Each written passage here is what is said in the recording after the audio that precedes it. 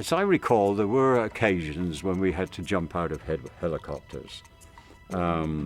Whether it was to land on the back of a moose in the snow or a caribou, I do recall we were doing a program again with the Florida Fish and Wildlife Department, Marine Division, off the west coast of Florida, tagging manatees.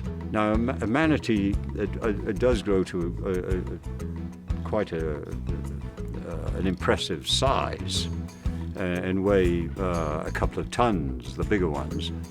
And so the Wildlife Department wanted to capture one of these manatee and put a tag on it or a radio collar or some device so that they could follow its movements around the Gulf. Seemed like a good idea at the time. I was positioned in the helicopter, and then Marlin was down there in the boat, of which there were several boats, and they had nets, and so they located a manatee, and then they surrounded it with nets that they were sort of bailing out from the back end of the boat, so they had a complete circle of the nets.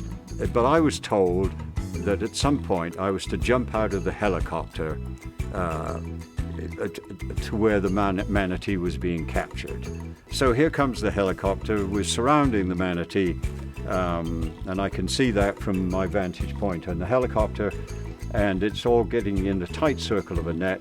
And now my job, for some extraordinary reason, is to jump out of the helicopter into where all of this is going on. It can be very difficult to gauge your height above water from a helicopter. And so I totally misjudged the height above the water and leapt out of the helicopter probably, I don't know, 70 or 100 feet above the water, and sort of arrowed into the water at high speed, and got stuck in the mud in about 10 or 15 feet of water.